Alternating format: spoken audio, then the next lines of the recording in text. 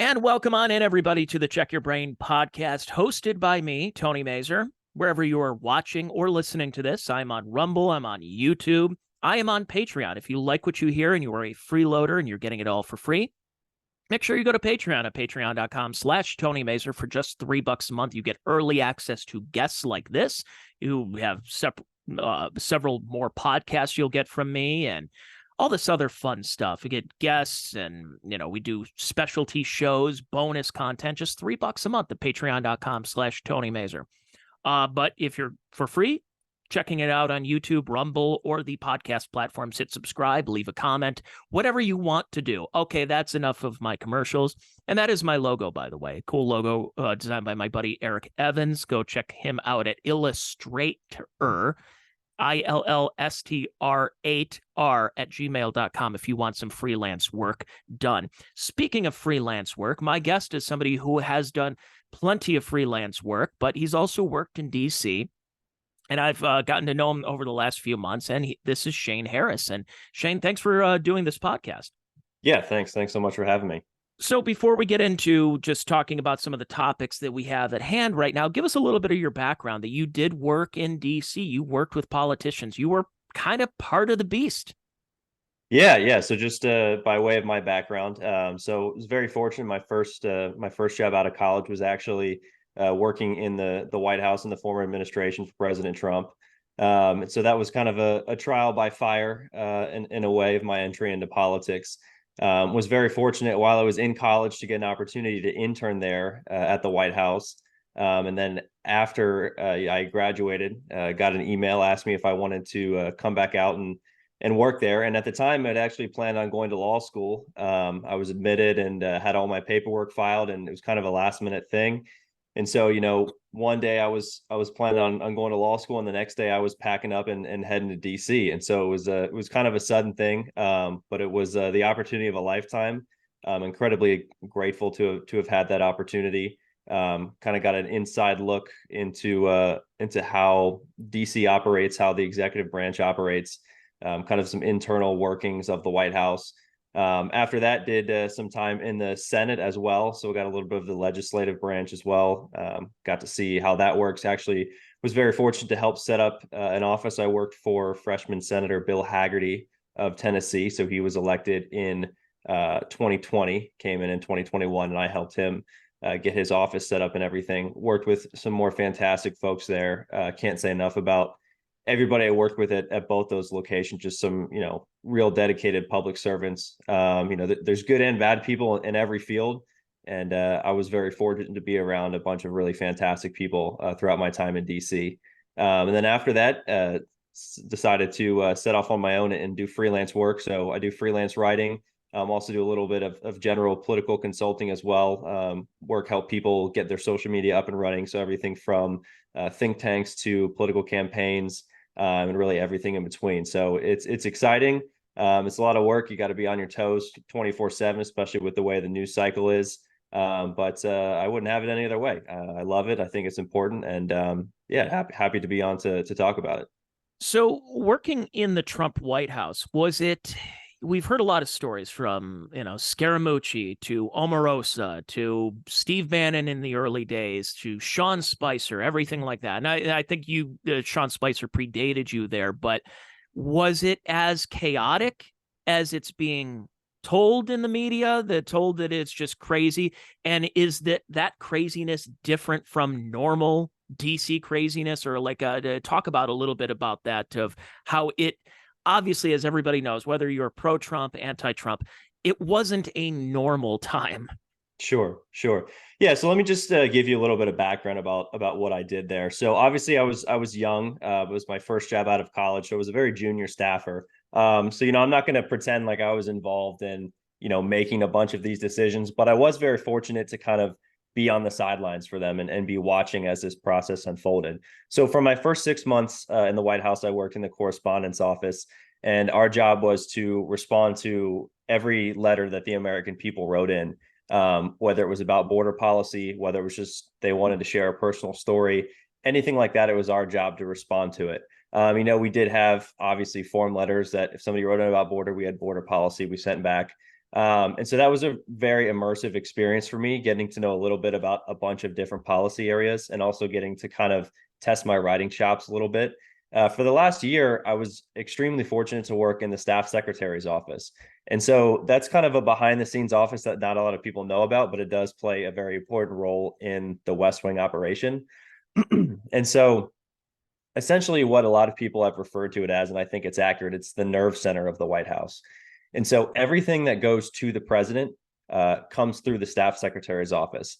And in theory, the way it's supposed to work, the staff secretary is the one who gets the president sign off on everything. So when there's a product that needs to be presented to the president, whether it's a bill from Congress, whether it's an executive order, a memorandum, anything, not really press things. Press is kind of their own beast, and they handle things in their own way. But anything else, we would be the ones who would take it and say, sir, this is what this document is. This is why you should sign it. And if he had any questions, we had to be prepared to answer them. So he would often want to know, did this person have sign off on it? Did Treasury have sign off on it? Commerce, were there any conflicts? And so it was our job to kind of make sure everybody who needed to have buy-in did have buy-in. And obviously, in DC, there's a lot of competing interests. And so that job can get quite chaotic at times. And so again, I was in more of a support role, but I was watching this process play out. And one thing my boss told me on one of my first days there, he said, he wants me to think of this office as a duck swimming across a pond. When you're on the outside, you see the duck, it's just gliding across the water. And what you don't see is how fast its feet are moving underneath the water, and it's causing all sorts of chaos, and it's stirring up muck and all sorts of stuff. And so that's kind of how I like to think of it. And I obviously haven't worked in any other administrations, but I can't imagine that they would be much different, where there's a lot of stuff and a lot of people running around behind the scenes. But your ultimate goal is that it looks like a smooth process from the outside. And obviously sometimes we did a better job at that than at other times. But it's tough business. The United States is the wealthiest, most powerful country in the world. And it's not always going to be mess free. And you just got to kind of hold it together, especially during COVID. Right at the beginning there, I'm sure all of your listeners remember how chaotic that was, just living your normal everyday life. And so trying to coordinate a response to something that had never been done before, when your job is to get buy-in from everybody, whether that be the CDC, the NIH, outside people, the military, everybody had to come together and agree. And so I think that was the most challenging time. But it was also the time where I learned the most about, and was also like really impressed upon about how much a lot of these people care about a good response. And obviously there were things we could have done better. There were things we could have done differently. But it was an experience. And so that's kind of a long-winded way to answer your question, but that's kind of my initial, those were my takeaways from my time there. So what years were they? Sure. Yeah. So I started, I remember very vividly, I graduated the first week of May, and my first day on the job was the second week of May, 2019. And then I was there all the way through. My last day was December 31st, 2020. And then my first day in the Senate was January 3rd, 2021. Yeah.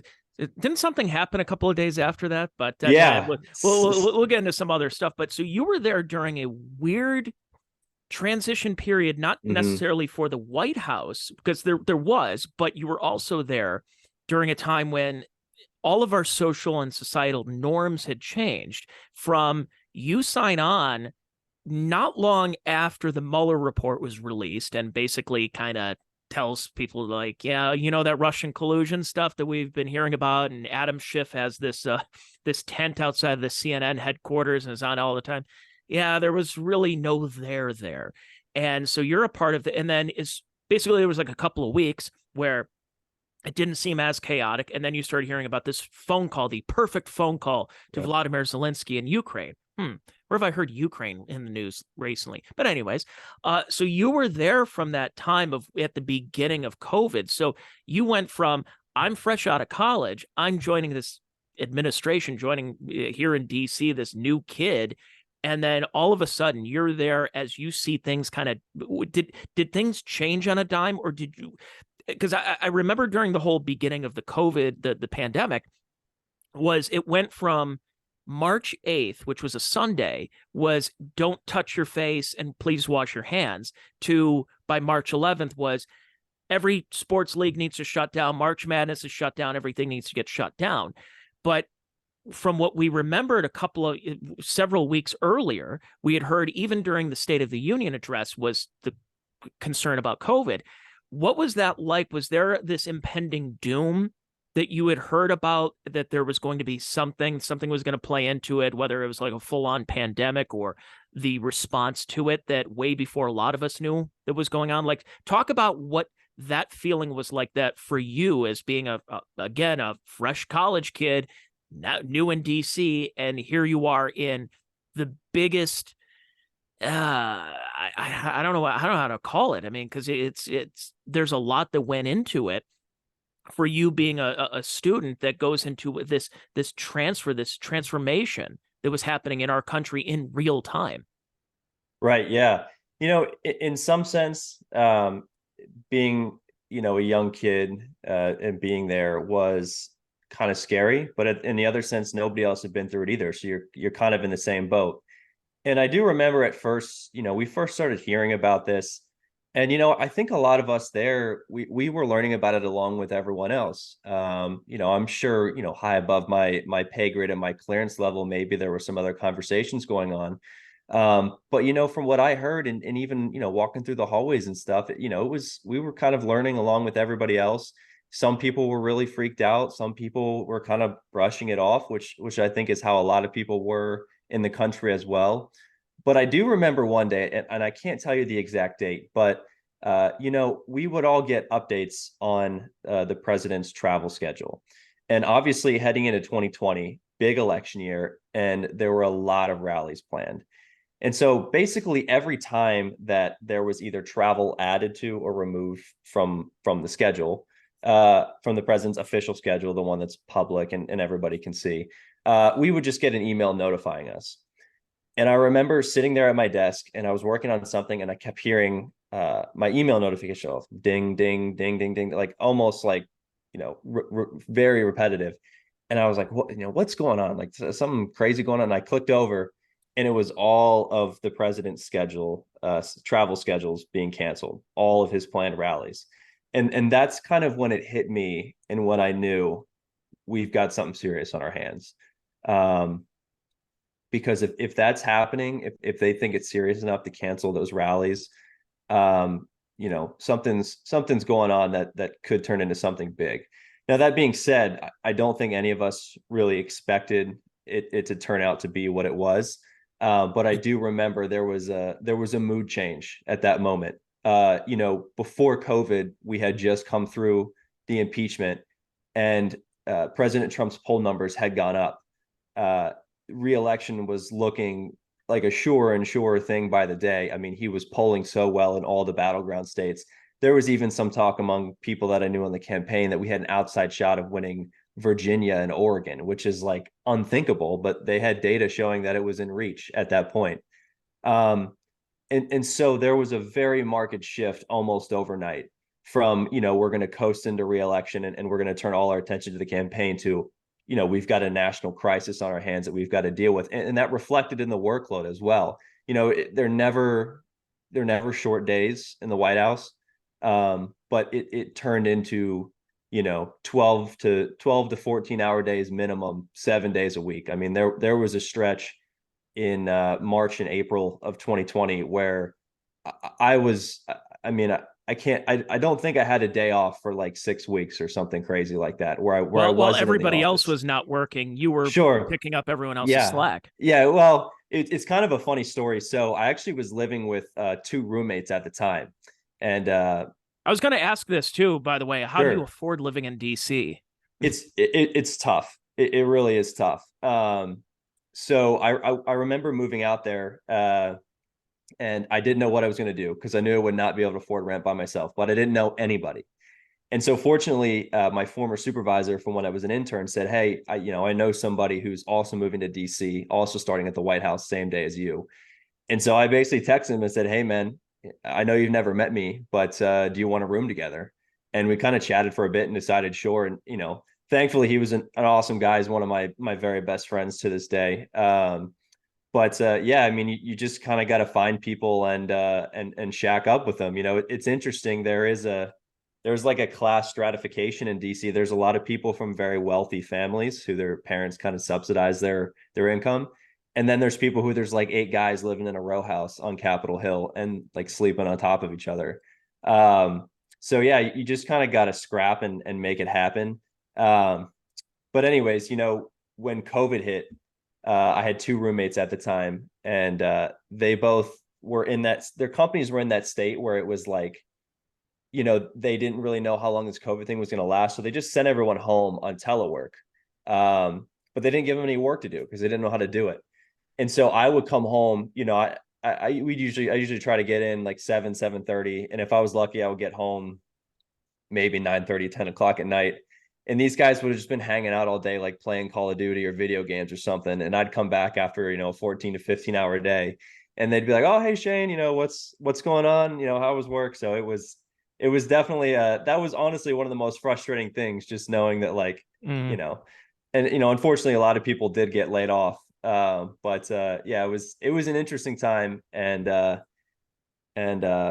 busy time for sure. So what was President Trump like? Yes, I'm not gonna pretend that I had a ton of interactions with him. I left that to the more senior members of my team.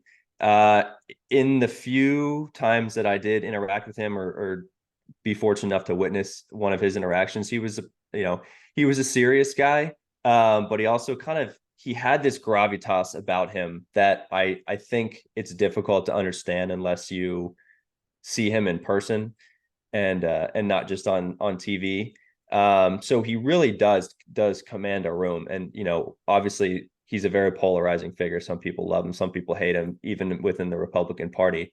But one thing that I think you can't deny is that he does have a very commanding presence, and that's kind of the biggest thing that struck me in my few interactions with him. One thing that's interesting, and this is where we can make our transition to talking about some topics too, what is the present and future of the Republican Party, and what fascinated me about the Trump movement and why I was kind of drawn to it at the beginning. I remembered I was down in Daytona Beach, Florida. I was at a Crystal Burger. I was waiting for my order, and I scrolled through Twitter and I saw a tweet from, God, it might have been like Vice or Vox or one of those like left-wing communist website rags. And it said something like Donald Trump is thinking of running for president. Well, several years earlier, I was on the Herman Cain train when he had that, was it the 999 plan or something like that? And I said, I'm a little tired of these career politicians, these lawyers, these attorneys that if you have a name, I was tired of the Mitt Romney stuff. I was tired of John McCain. I was tired of Mitch McConnell. I was tired of Lindsey Graham. I thought the Republican Party, out of all of them, needed a real shot in the arm. That's why I was a Ron Paul supporter, especially in 2012. Since we weren't going to get that, we got Mitt Romney. We got Mitt Romney and Paul Ryan. And I thought in that time from the Tea Party movement to 2012 that the Republican Party failed their own base, and that and the media and Democrats kept calling Mitt Romney, he's got binders full of women. He's a sexist. He's a racist. And John McCain, he's a racist. He's this and that. And I'm thinking to myself, like, they're the most milquetoast Republicans you can even think of. John McCain was known as the Maverick. He would cross the aisle all the time. McCain Feingold, everything like that. And then when Trump comes around, he caught the attention of so many people who felt marginalized in this country that their party, the Republican Party, did not represent them. The Democrats certainly did not represent them, but even the Republicans, the party that they had voted for a long time, was not representative of what their way of life was. So when Donald Trump, this 3 times or twice divorced, has several kids, has been in the news, and Stormy Daniels and all this other stuff you've heard in the tabloids, why would Christian America attach themselves to this man who many thought was a buffoon, many thought was a womanizer, a New York playboy, socialite, everything. Why would they attach themselves? And I got it immediately because it was more so the establishments and these establishment figures and the establishment in general seemed to turn against the everyday American. So when Donald Trump comes on the scene down that golden escalator in 2015 and basically saying, yeah, I don't hate you. People are like, good, I like this guy. So it was nice to see somebody that actually seemed to fight for the working class people, for the marginalized, for the what people felt was the unheard person. And it took some people, and especially a lot of Republicans, to figure it out over time and go like, yeah, no, he's not a true conservative. Ted Cruz is a true conservative, Marco Rubio. But eventually when they saw the attacks and the daggers, the figurative daggers that were shown at him, and then everything that's happened since then, it's a different Republican Party than where we were just even 10 years ago. Yeah, you're exactly right. One thing that I really noticed when I was in DC, I was there for about a little over 2 years, and it's a different world, and it's different from Middle America. It's different from the South. It's different from the Northeast. It's different from the West. It is its own creature, and people who are of that world, they look out for their own, and they don't look out for the people in Middle America. And that's one of the reasons that I left DC is I felt myself getting sucked into that. And it's so easy because there is so much wealth and privilege concentrated within, 20 square miles of Capitol Hill. And I think that's part of what you're talking about, and what you're referring to is this total disconnect between the DC establishment of both parties and what actual real working people in the rest of the country are experiencing. And, so much of DC exists just to keep propping up the establishment and the status quo. That's the reason that there's never progress on so many of these issues, is because the politicians who have been there for 20 years recognize that, well, if I actually solve this problem, what's the incentive? Like, how am I going to get people to come back out and vote for me? If I keep talking about that I want to protect unborn life, but then we pass pro-life policies, well, how am I going to get people to donate to me? I've already done what they wanted me to do. What use do they have for me? And that's the kind of cynical mindset that motivates a lot of people in DC. And I don't think that motivates President Trump, because, for him, they talk about how much he benefited from the presidency. He lost millions and millions of dollars by becoming president. Yeah. That was the worst business decision that he ever made. And even now he's running again. Like, he's not running for the salary or to make money. I mean, there's nothing really in it for him other than that, he does want to get back at the people that he felt wronged him. But I think that he genuinely cares about fixing some of these issues that he's talking about. And I don't think there's many people in Washington who can honestly say the same. So I think that's where a lot of his enduring appeal comes from. Well, same with RFK Jr. When you are somebody who has what is commonly referred to as FU money, and you have somebody that, like, if you have this kind of money and you're not doing anything and saying anything that you can be protected by, and then, like, what use are you? So when Trump tarnishes his name, I mean, that's what it is. He's not the same Donald Trump he was 30, 40 years ago. I was watching a Golden Girls episode the other day, and Blanche actually mentions Donald Trump, like, well, if he has the looks of a Mr. Mel Gibson and the wealth of Mr. Donald Trump. Right. And I'm like, whoa, I'm surprised they didn't go to TV land going like, yeah, we're going to edit that. We're going to take that out here. But that's what he was at one time. So he could have lived the rest of his life off of the Celebrity Apprentice and his ties and TV endorsements and everything, and became president. And in his first shot, it's like he wasn't a senator. He didn't work his way up from city council to the mayor to this and that. No, he started at president. It's like riding the biggest, tallest, fastest roller coaster in the world. And then everything else is just like, why would I want to do the bumper cars when I've already did that already? So it's a fascinating thing in the leaning towards populism that is kind of that middle America really did embrace in 2016 but I think it's also, it's not so much looking at Democrats and what's happened as the Republicans, and you've heard this term uniparty, where before there was kind of a maybe 20 something years ago. So I was 13 when 9/11 happened. I remembered at the time when it was, let's put our personal politics aside and let's fight for this country. Well, what did we get out of it? We got the Patriot Act. We got spying on terrorists, which we thought at the time, good. Well, I'm not a terrorist. They're not going to consider me a terrorist. Well, what happened 20 years later? They considered anybody who's protesting in a school board meeting to be a domestic terrorist. They considered those who were upset that genderqueer is being taught to second graders. You're a domestic terrorist. That if you were somewhere near the Capitol 3 Januaries ago, you're a domestic terrorist. Everything is so we didn't think 20 years ago, but who agreed upon it? Republicans and Democrats. Well, we're seeing that in real time right now with this Ukraine, with aid towards Ukraine, that Mike Pence is out on stage saying, we haven't given enough. We haven't given enough Abrams tanks and more funding to Ukraine. The American people are looking at this, and they've seen how disastrous the Middle Eastern wars and all the other conflicts that we've had, Libya, Syria, everything in the last 20 years. Now we have communities that have been devastated with opioids, and we have communities devastated because of the lockdowns during COVID.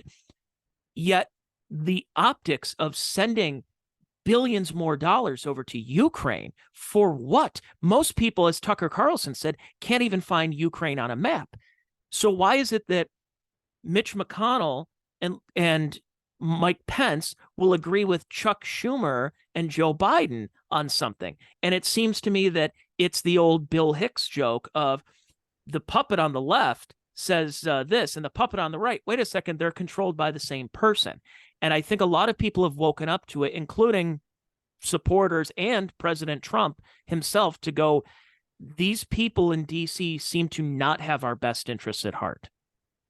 Yeah, it's something that's always been very frustrating about the Republican Party is that it seems like Republicans, far more than Democrats, have to be dragged kicking and screaming by their voters to embrace the policies that the majority of the base of the party actually wants. It was that way with parents' rights.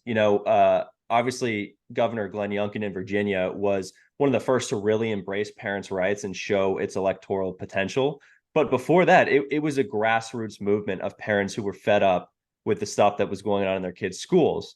But you had a lot of Republicans who were saying, why don't we just stick to talking about the economy? Why don't we just stick to talking about tax cuts? And it had to be the voters and the grassroots movement that said, no, absolutely not. And if you don't get on board with this, we're going to primary you with candidates who will, and we're going to boot you from office. And that is the case with the Republican Party on so many issues. You're starting to see it with Ukraine. You have people like Lindsey Graham who want to just keep sending billions and billions of dollars overseas, while you have things like the train derailment in East Palestine and the Hawaii wildfires that are not getting nearly the attention that they need. The Ohio situation far more than the Hawaii one, by the way, for obvious reasons. But it's something that the Republican voting base has always had to deal with, and they just need to be cognizant of, because and listen, the Republican politicians will feed you the talking points all day long. They'll tell you that they're pro-life, but will they when it comes down to it, are they going to shut down the government to defend the Hyde Amendment, for instance? Are they that pro-life? Because most of their voting base is. And so, we just have to, as conservatives, or the conservative movement has to be much more cognizant about holding their leaders accountable. Because listen, the Democrats, they're willing to dive all in, whatever the most far left position they can embrace. They don't have to be told twice. They're ready to go because they've all been brainwashed. They're foot soldiers. They are foot soldiers for a number of years. That's why I've said it before on my podcast a number of times, why 2022 was not a red wave that a lot of pundits, including Democrat pundits, thought it was going to be. It's because a lot of them were one issue voters, which was abortion. When they saw the Roe versus Wade got overturned, they heard about the leak in early May, and then by June 24th, they saw the Roe versus Wade had been overturned. they were steaming mad for several months to go to the polls.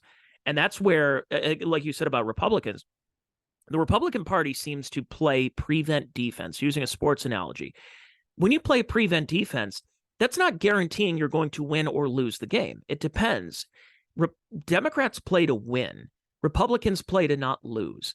Sometimes when you play to not lose, you don't lose. You'll win. Okay, that's nice. But there's no fire. And that's why there's a lot more gravitation towards a Marjorie Taylor Greene, a Lauren Boebert, a Matt Gaetz, some of these other more populist candidates, as opposed to the days of Mitch McConnell. And what I found interesting in the last couple of years, how things have really changed with politics pre-COVID. Now, you were still in college, but obviously you remember the Brett Kavanaugh fight. Mm-hmm. And I thought that was so fascinating because clearly, President Trump had every right to nominate after what happened from Harry Reid in 2013 and the filibuster and everything like that, to Merrick Garland, and not having that after when Scalia had passed away in 2016. So Merrick Garland's on this revenge tour against Donald Trump for not, and the Republicans for not nominating him for the Supreme Court. But Donald Trump in just 4 years had 3 Supreme Court justices. They picked Brett Kavanaugh, who, truthfully, as a Catholic, even though he's a Jesuit and everything, I am not a big fan of a lot of the things that Brett Kavanaugh has had. He's been pretty moderate. He's a little too moderate for my taste. But the freak out over calendars, over frivolous things, it's like, oh, well, there was an allegation from a Christine Blasey Ford. Well, who is she? I have no idea who she is. And then she's like, he held me down. He did this. Well, when did this happen? I don't know. What house is this? I don't know. What happened this date? I don't know. She didn't know anything, but we had to take it for granted, or we had to take it at face value because Me Too and all of that. And that was the one time it seemed like Lindsey Graham, when he's straightening his tie, and Mitch McConnell seemed to, okay, maybe they are here to fight for the American people. And then that quickly went away. So I think the Republican Party needs to continue fighting in the culture wars. That's why you mentioned Glenn Youngkin. I've talked about that a number of times on this podcast, that swayed so many people. Mm-hmm. When Terry McAuliffe is there saying, yeah, no, parents really don't have a say in their kids' education. Even blue dog Democrats from Loudoun County are going to say, screw you. We absolutely have say what our kids are going to learn in schools. That's why Glenn Youngkin is the governor right now. Republicans for decades decided, we're not going to fight in the culture war. We need to focus on the issues at hand. We need to see a central bank digital currency and this. And I'm like, I'm not saying that that's not important, but they're teaching pornography in schools right now. Can we clean that up first before we start talking about Austrian economics, before we start talking about certain tax policy? I get that. Important stuff. Let's focus on the culture. And for 60 years, they ignored the culture wars. And then you wonder why there's drag queens in your student's library teaching about the little drag queen that could. It just seems to me, and to you, and that's why how are Zoomers? Because you are an older Gen Z, right? Mm-hmm. You're still in your 20s. Are they gravitating towards more populism, or have they been brainwashed with the TikTok and the YouTube and everything like that? And the state propaganda that's sifted out through those apps? Sure. Yeah. It's hard for me to say just because I exist in in such a conservative echo chamber, and so I don't want to speak in generalities because it's just hard for me to know. It's hard for any one person to know.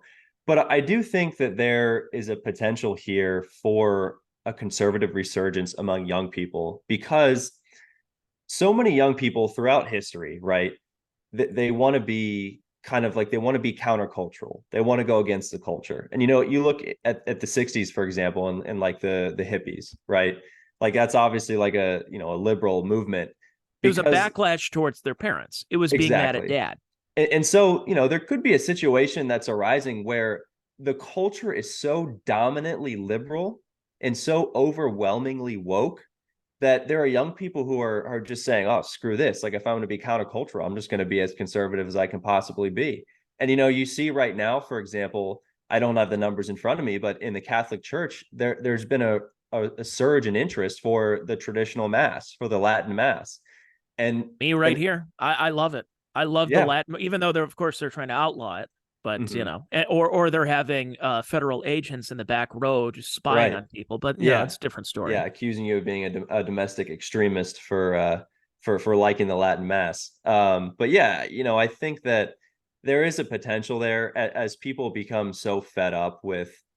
I mean, it's just become so transparent in the culture how discombobulated, backwards, incoherent the dominant liberal cultural ideology is, that people are looking for meaning and they're looking for purpose. And where are they turning? Well, they're turning to religion, they're turning to family, uh, you know, and those things are inherently conservative institutions. And so, sometimes I'm very pessimistic about it just because I do see things like TikTok culture that's just absolute poison. It poisons your brain, it kills your productivity, it kills your drive, kills your ambition. How rampant, online pornography is among young people. It kills, you know, it, again, it kills your drive, kills your ambition, kills your meaningful relationships that you're supposed to have with other people. And so sometimes it's easy to be pessimistic, but I think as a conservative you have to remain hopeful and remain optimistic, and you just have to keep fighting day in and day out to restore what you believe in.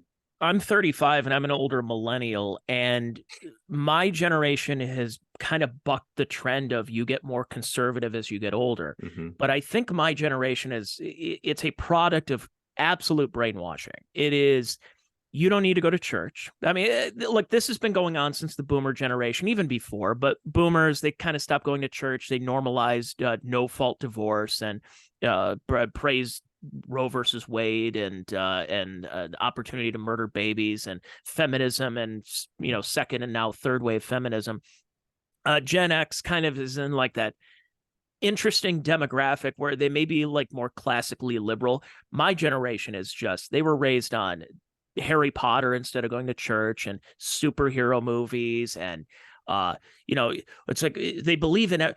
In this house we believe science is real, and we believe that love is love, and this and this and this and this. Those are my generation's like the generation of slogans that you put on a t-shirt. My generation is the one that looks at tarot cards and crystals, where they get to believe in well, I believe in astrology. See, I follow my patron saint is Neil deGrasse Tyson, all that. And again, I'm speaking in generalities, but my generation was also one of the first big generations to tell you that you need to go to college, as opposed to don't get into the trades. You don't need to do that. If you figure it out, it's like, only losers go into trades. Those are just those pot smoking losers who get, jobs right out of college, make $100,000 a year. You're supposed to get your communications degree when you're 25 and somehow make $25,000-$30,000 a year, because that's what you're supposed to do. And you're supposed to go to college and you're supposed to do this. And my generation is like a product of what's happening, I think, a lot in the woke stuff in these HR departments. I remembered years ago when you would see someone with blue hair and piercings and visible like chest and hand tattoos. You say, good luck getting hired somewhere. Well, they are getting hired. They're getting hired in your HR department. They're the ones that you misgendered somebody. You used a microaggression. You said something on Twitter in 2009 that somebody went back and looked through your history and got you canceled for it. Those are the people to watch out for. That's my generation. What I'm hoping for is the ones who actually did have kids in my generation, because that's another one. You don't need to have kids. You don't need no man. You need to be a girl boss. You need to be this and that. You don't need any of this stuff. And I think one of the problems is, or I think one of the white pills, I should say, is that maybe the response to my generation will be the reversal, where people will be a little bit more proud in country, where they will be have to look for some kind of meaning, and they're not getting it out of Netflix, and they're not getting it out of TikTok, and they're not getting it out of what we have now normalized in our culture. Maybe they're like, hey, maybe there was something to going to church every Sunday. Maybe there was something to getting married and starting a family. I'm hopeful for that. I hope that's going to be the case, but I guess we'll see. Because it's incredible what that stat that I saw, that nearly 25% of 13 to 17-year-olds identify as LGBTQ. That's literally impossible. Yeah, it's terrifying. I know exactly what you're referencing.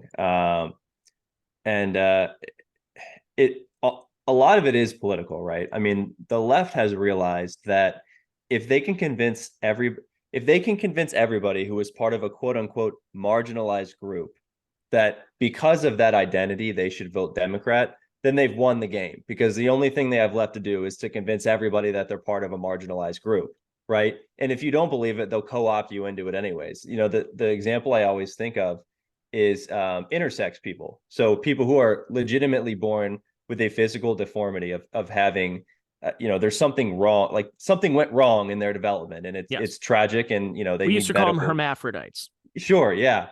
And so that's the I in LGBTQIA plus. So that they've taken somebody who they're just born with a physical deformity, and they've lumped them in with people who choose to identify by the opposite sex and say, oh, you're part of us now. We're co-opting you into our alphabet club, right?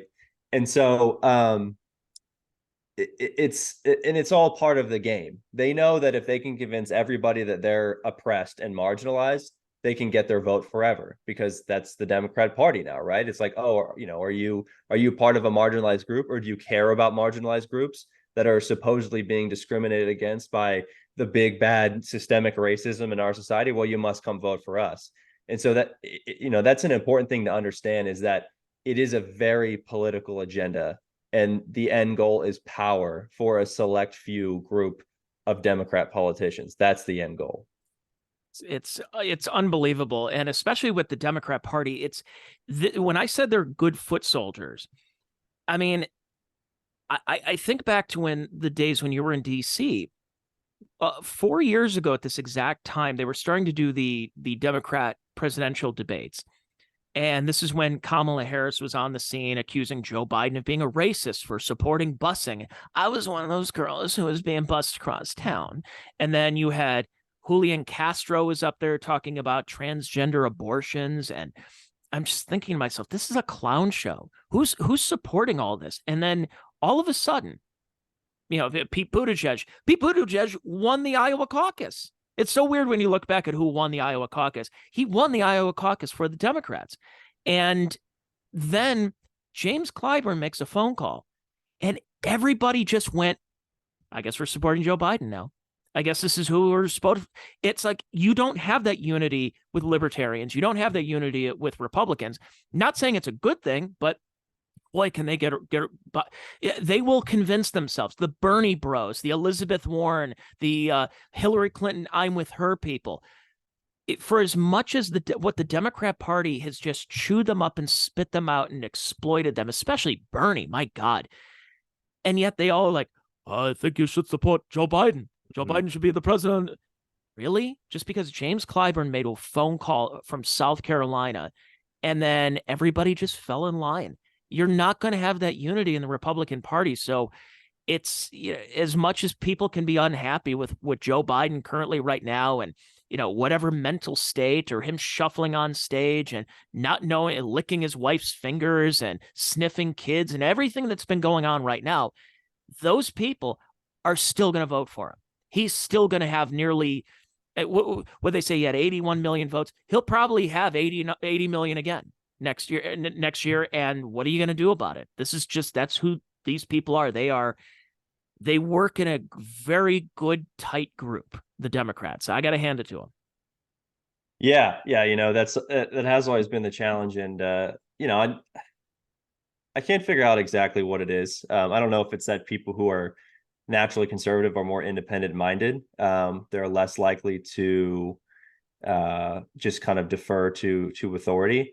But part of it could be that the Democrats have convinced a lot of their voters that every single election, everything is on the line. And in some sense, it always is. But if you ask your average Democrat ahead of 2020, they'll tell you, if we reelect Donald Trump, democracy is over. Democracy is over. And democracy dies in darkness. Yeah. And I think that there'll be far fewer conservative or Republican voters who would say the same thing. I was obviously devastated when Joe Biden was elected. I thought our country would end up going to hell in a handbasket. And to a large extent, that's, in my estimation, that's what's happened. But I don't think that democracy is on the line. I think there are certainly some very alarming trends, and that Biden has showed far more authoritarian impulses than ever Donald Trump supposedly did. However, the Democrats have brainwashed a lot of their supporters into believing that their opponents are a bunch of authoritarian, racist, fascist, evil people. And it's effective. I mean, that's the one thing you can say, is that it has been extremely effective. Joe Biden, it's funny because for decades, Joe Biden was a largely, I don't want to say feckless, because that's not the proper word, because clearly he's been, it's not alleged anymore. He's been on the take for a long time, whether it's credit card companies to foreign interests and everything. But Joe Biden was never really known for anything other than, there were two things. One of them was a crime bill from 1994, which he's had to come out and apologize for by saying it's racist by today's standards. And the other was the Clarence Thomas hearing, which that, of course, fell flat. So what has Joe Biden done in Congress for all those years? So here comes 2007, and you have this charismatic junior senator from Illinois that comes around. And they say, well, who should we pair this guy whose name rhymes with Iraq and Osama, and his last name, I mean, his middle name is Hussein, for God's sake. So how do we make it palatable? How about we get old Scranton or Wilmington Joe, the guy who takes the Amtrak? And when Biden was vice president, he was a joke. He was a punchline. Robin Williams did a special where he ripped on Joe Biden. This is a guy who ran for president that Johnny Carson, when he was still on the air, made jokes about his plagiarism.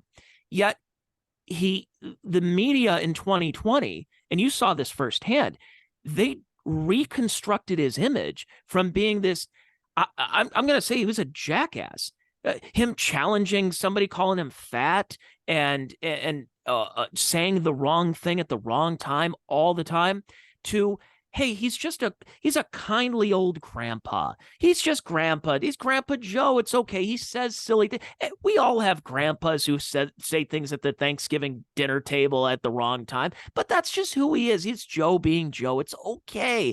Remember, if you don't vote for me, you ain't black. He said that during the campaign on Charlemagne's show, yet still got elected. Now, whether anybody wants, still a lot of people voted for Joe Biden, this man who's in his 80s, this man who can't form sentences, that he needs cue cards to ask basic questions. He has cue cards telling them who the reporter is that's asking him a question, where their news outlet is, and what they're asking him, that they can't go off script, because otherwise he's going to stumble, he's going to stutter, he's going to forget his name. This is a man who just acknowledged the fact that he has a 7th grandchild just a couple of weeks ago, who's 4 years old. It's a man whose son is out getting bags of cash from China, from Ukraine, from everywhere. Yet this image in the media and by these people who are brainwashed, the Zoomers, the millennials, he's just Grandpa Joe. There's no corruption. There's no nothing. He's just a good guy. I mean, he cares about his son. His son's gone to hell and back from addiction. Why do you have to rip on the guy? He's done nothing wrong. In fact, he's turned this country around. Gas isn't $5 anymore. It's $4, but it's not $5 anymore. So he's turned this around. And it's amazing the image that what they have done to Joe Biden. And I'm afraid, because of what's happening with this focus on the indictments with Donald Trump right now, that we're going to get another 4 years of Biden. Yeah, I mean, it's difficult to understand. It's one of those things where it's like, as reality and satire have essentially become one. If I told you 5-6 years ago, we're going to have a president who forgets his own name, needs to be ushered off stage every time he speaks, looks like he's always pumped full of B12. drugs. Yeah, exactly. Every time he takes the stage, you probably wouldn't believe me. And it's difficult to understand. And listen, as somebody who works in politics and who, analyzes it, I guess, for a living, it's my job to put myself in the shoes of people that I disagree with and try to understand where they're coming from, so that I can, make the case against the arguments that they're going to make. And as hard as I try, I legitimately cannot understand the argument for Joe Biden. I can at least understand somebody says, well, I don't like Trump, so I'm going to vote for Biden. Okay, that's something I can at least conceptualize from an intellectual standpoint. But the argument in favor of Joe Biden, that he is an effective, competent leader, I just don't think it's there. I don't think it exists. No, I think the only justification that I can conceivably think about, other than I don't like Trump, so I'll vote for who's ever running against him, is I was such a Barack Obama fan, and we can only have 2 terms of him. He's term limited out.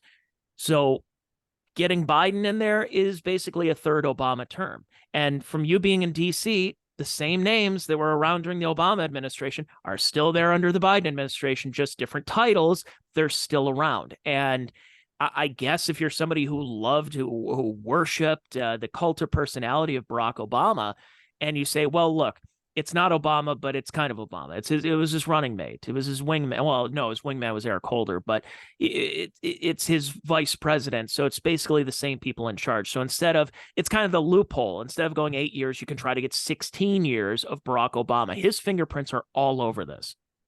Yeah, I actually just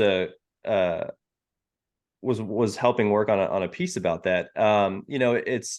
The Obama-Biden relationship is really interesting because on the one hand, you had Biden during the campaign say, well, I'm an Obama Democrat, right? He is running on Obama's coattails, and as you said, many of the people in his administration were there during the Obama administration. But in another sense, you have somebody in Barack Obama who never believed in Joe Biden. Obama famously said, or reportedly said, don't underestimate Joe's ability to F things up. Mm-hmm. And, that's been reported by Politico. It's been reported by several outlets. So I definitely believe Obama said that. And it's interesting that Obama did not back Biden until he had already secured the nomination in 2020. So you have somebody in Obama who he recognizes what the rest of us recognize about Joe Biden, right? He knows it. He understands it. And so that's and it's a lot of sense, that's more evidence that Biden's not really the one running the show. He's not really the one calling the shots. Nope. It's all his staffers, and his staffers are Obama staffers. So you are right. It is an attempt to get 16 years of Obama, but objectively, it's been an utter failure. I mean, I wasn't an Obama fan. I think he was a bad president. But there's no doubt that Biden's been worse. He's had less time to do it, but there's a very interesting dynamic there. And I think that Biden is all of the worst impulses of Obama, without some of the few bright spots that we saw during the Obama administration. Yeah, the whole thing with the Obama administration, I've talked about this plenty of times, of when he was elected, a lot of us kind of figured what was going on. Like, we're trending in towards letting academia take over. And, Republicans kind of needed a little bit of a slap in the face, which they got eventually by 2016, that we already mentioned. But the first term with Obama was like, you had a little bit of a fight, and in 2010 you had a little bit of a red resurgence, and Scott Walker and the Tea Party movement kind of took over. But by 2012 it was a different administration. I think it changed a lot, because by 2012 it was you're saying that Obama has socialist policies? Well, socialist is just code word for a racial slur. Mm-hmm. You say, no, I think that this is a socialist policy. No. So what you're really saying is you're calling him the N-word, and you don't want to see. And we're like, no, nobody said that. That started ramping up. Then he wins, and then you hear him, which I think is one of the classic lines of politics, is him, instead of trying to bring the country together, he said, if I had a son, he'd look like Trayvon. And when he said that, a lot of people went, here we go. Second term, everything that we feared about the first term is actually coming to fruition with the second term. That's when the woke stuff happened. That's when a lot of the things were getting swept under the rug about drone bombings in the Middle East.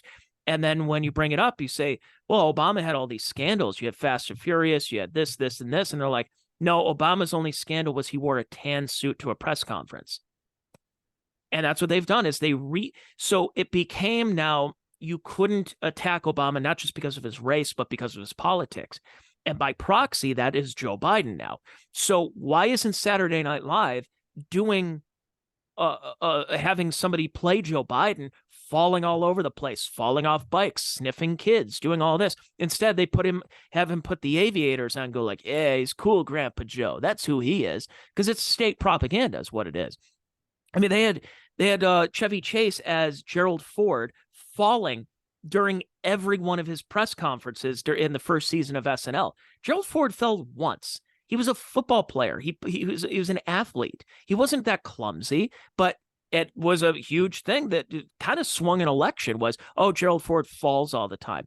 Joe Biden falls all the time. And the media is just like, well, maybe they shouldn't have put a sandbag there. See, it could happen to everybody. They're doing his dirty work right now. And it's so transparent. We see it all the time, but it's one thing after another.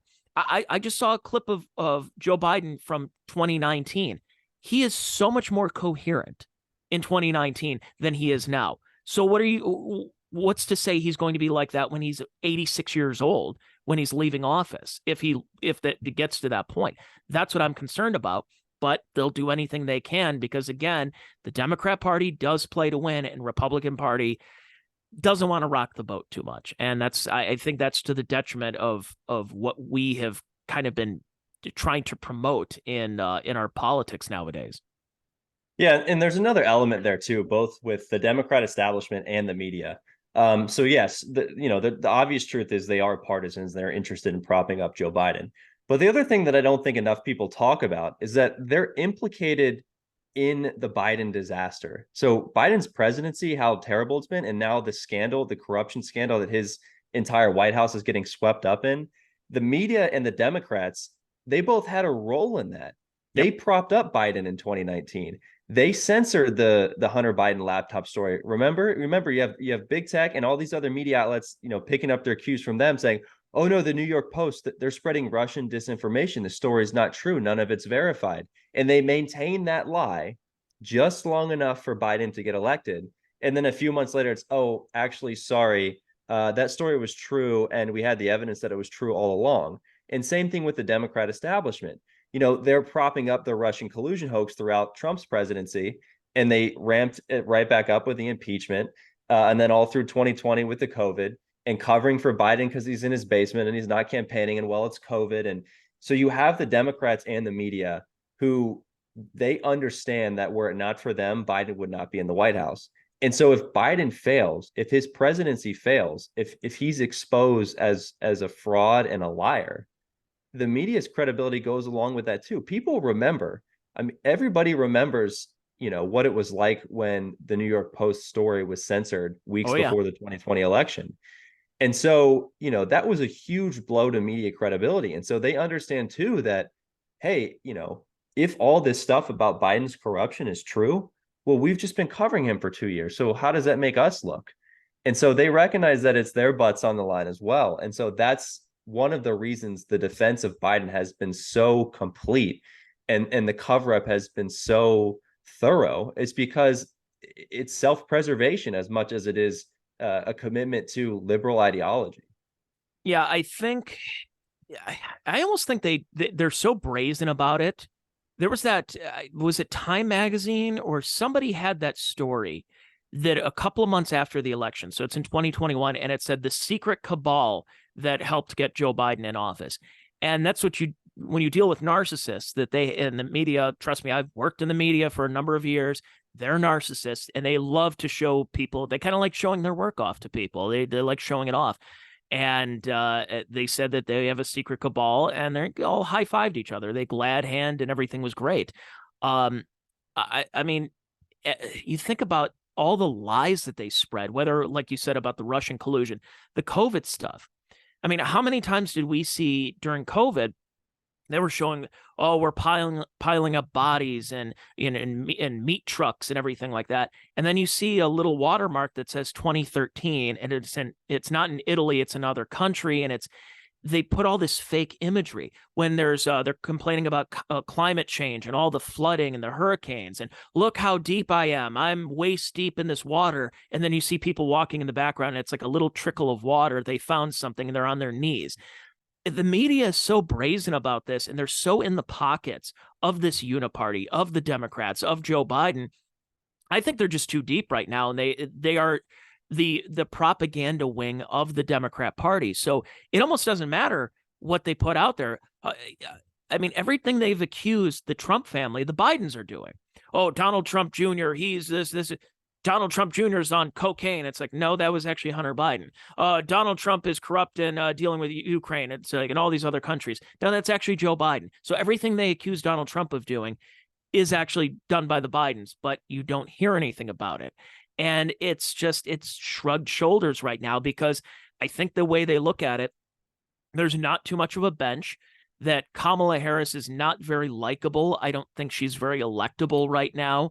I'm afraid of Gavin Newsom, because, again, you can cover anything about Gavin Newsom right now. You take a GoPro through the streets of Los Angeles, San Francisco, and you just see cracked out fentanyl, homeless people, and feces in the street and everything. And this is the same Gavin Newsom who shut his state down, was arresting paddleboarders who are by themselves in 2020 trying to get some exercise and fresh air and some sunlight. Yet he's at the French Laundry unmasked at a 50th birthday party. And yet, with how powerful Kamala Harris, the Pelosi's, the Gettys, everything in that San Francisco political machine, I foresee, no matter what he did during COVID, no matter what he's going to do, I'm afraid he's going to be the next big thing. Patrick Bateman, American Psycho, as the next president of the United States. That's what I'm really afraid of. Yeah, Newsom's an interesting figure. I think he's one that he's obviously chomping at the bit. You know, he put out those national ads in response to Governor DeSantis down in Florida earlier this year or last year. But the other one too that people have sort of talked about is actually Michelle Obama, and she's an interesting one. I don't know that I don't think she wants to be president. I don't think she would ever want to run. But I think they're behind the scenes. The Democrats are courting her hard. You talk about extending the Obama legacy and the Obama brand.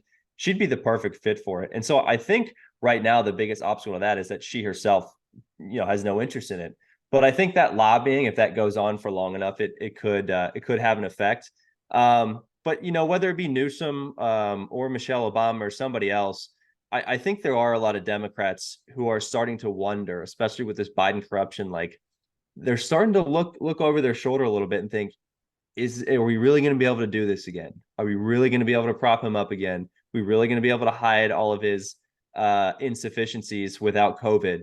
And they're starting to wonder, and that becomes very interesting as we get into the primary timeline, because things could happen very quickly, depending on when it is that Biden, either if he were to suddenly be unable to run, if he were to be forced out, if he were to drop out or resign from the race, things could become very interesting around this time next year. Yeah, well, and I'm also concerned about with the Republican base is that, Nikki Haley, Tim Scott, they seem pretty establishment Republicans that I think the party, the people are kind of behind. I mean, I hear Tim Scott or Nikki Haley when they're giving a speech, or even Mike Pence, and I'm like, yeah, this would have been a great speech in like 2012. But your time has passed. So when I hear Vivek Ramaswamy has these ideas, and of course you have Ron DeSantis, and it's kind of sad because it's weird because DeSantis was the anti-COVID governor, and if COVID was still kind of a thing, as much as CNN wants to continue making it a thing to this day, Ron DeSantis would probably be the front runner in the Republican Party and front runner for president. But because COVID is not the thing anymore, it's not the talk of the town, and vaccines and everything like that. And I think DeSantis's campaign, his staffers are, as we like to say, a little too online. They've been fighting with a lot of Trump people when this is a time that should be some unity, some kind of getting together. And instead, it's just all this infighting online between the simps and the Trumpers and everything. I'm just like, this is counterproductive. This is doing nothing to help. Like, get behind a candidate and support them. And it seems so counterproductive right now what's happening. And it's a bad look. We should be focused on Joe Biden's corruption right now. And instead we're talking about infights between Trump people and DeSantis people, Trump's indictments. And what was 2020? It seemed like it was an indictment on Donald Trump, whereas 2016 was an indictment on the Clintons. And this is kind of one of those cases where if the focus is on Trump in 2024, I think Biden wins again. If Trump, DeSantis, all these people make the focus on Joe Biden, now you have a better shot at winning. But if it's all about Donald Trump and all about his misgivings or about this January 6th tweet and video in his Twitter drafts or this group of papers in his bathroom in Mar-a-Lago, then I have a feeling we're going to get another 4 years of this octogenarian as president. Yeah, that's something that I hear Ben Shapiro talk a lot about. I think he's right. He says that the winner of the election is usually the loser of the election is normally the person who is a referendum on. Yes. And so his theory is that in 2016, the election was a referendum on Obama and the Obama brand of politics represented by Hillary Clinton. And in 2020, the election was a referendum on Donald Trump. I think there's definitely some merit to that. But yeah, I just find it difficult to believe that Joe Biden, that they're going to be able to prop him up for an entire another 4 years. I mean, it's something that you see a lot with older people, and it's unfortunate. It's sad. When you get older, your decline is not linear. It's exponential. There comes a time where you start falling off that cliff, and it happens fast. I mean, I've seen it with older people in my life where, the difference that I see from, for example, 70 to 75, you might decline 10%, but between 75 and 80, you might decline 30%. And so for Biden, he's clearly past that point of no return, and he's going downhill very quickly. And you mentioned, even comparing 2019 to 2023, I mean, there's a huge difference. And there's going to come a time sooner rather than later where, no matter how much B12 they give him, no matter how many naps they give him in a day, he won't be able to credibly pass as somebody competent enough to be president, even for the most impassioned Democrat voters.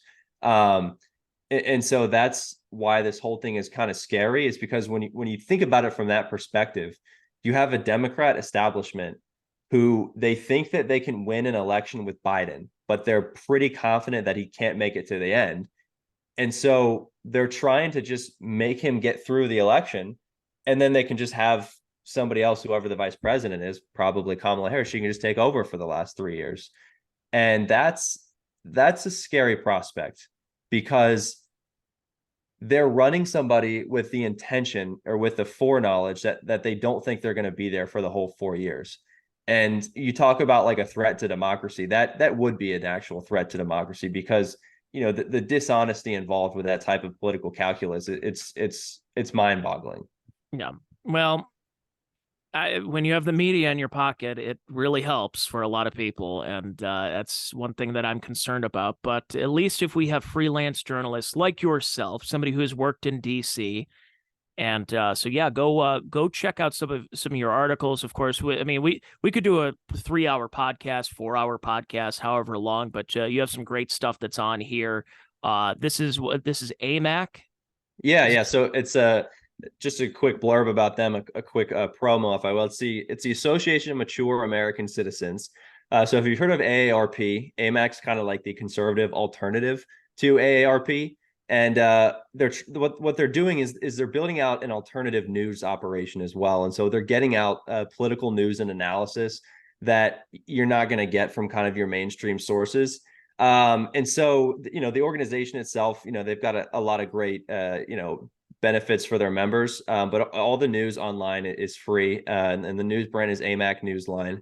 And I'm biased, of course, but I really think that we're putting out some stuff that nobody else is, and we're giving some takes that are pretty unique, and that's our goal. So yeah, I encourage everybody to go check that out. I write for them. We have a lot of other great writers, everything from foreign policy, domestic politics, even stuff like modern tech developments. So it's a good site. I encourage everybody to check it out. And yeah, I'm on there 2 to 3 times a week.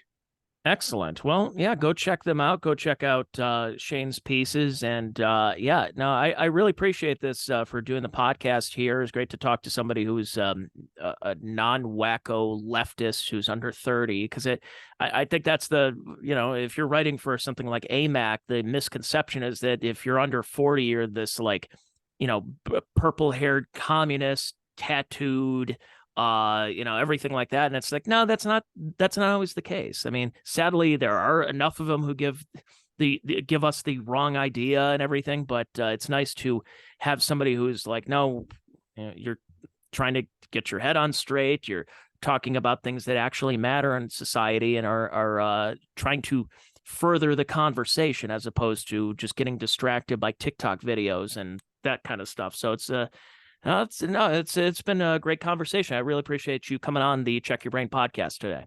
Yeah, thanks so much, Tony. Happy to come back anytime. Yeah, and it was funny because the first time we met, I believe you heard me doing this very podcast. We were in Myrtle Beach and talking about East Palestine, which is you had mentioned earlier, I think is the story of the year that they're not going to talk about. And while we care so much about Ukraine, that we don't care about our own domestic stuff. And it was funny because we were talking down in Myrtle Beach about this, and I'm like, oh man, I got to get you on my podcast. And well, it took almost 6 months, but here we are. Yeah, I'll be back on sometime. Yeah, for sure. You mentioned hearing you talk about that. My ears perked up, like kind of my sixth sense was tingling, because anytime I hear somebody talking conservative stuff, because being a conservative, you got to be careful of what you say and who you talk to. You don't want to offend anybody. You don't want to get anybody upset. So of course not. You don't want somebody yelling at you. And I've had enough of that. But I take it on. I take on all comers. That's what I like when putting out this podcast. And I'm looking forward to the comments of people. Yeah, what are you doing? Shut up. Doing my podcast. This is what we talk about here. So again, Shane Harris, thanks for coming on the Check Your Brain podcast. And if you liked what you heard, subscribe now on my YouTube channel for now until somebody heard something and they're going to strike me. Who knows? I'm also on Rumble as well. I'm on the major podcast platforms, and I am on Patreon. So if you want episodes like this where I rant and rave about everything from gender ideology to East Palestine to, the best and worst concerts that I've ever been to, go to patreon.com/Tony Mazur for just as little as $3 a month, and you get video and bonus content, as well as early access to guests such as Shane Harris. So Shane, thanks for coming on, and thank you for listening to today's Check Your Brain podcast. I'll be back with a free episode coming up next Wednesday here on this podcast, wherever you get them, as long as Spotify wants to cooperate. Apple's great. iHeart's been great. Spotify's been a little, shall we say, spotty, but yeah, so go check me out on the major platforms. Thanks, everybody, for listening to the Check Your Brain podcast. My name is Tony Mazur. Be back with you next week. Bye now.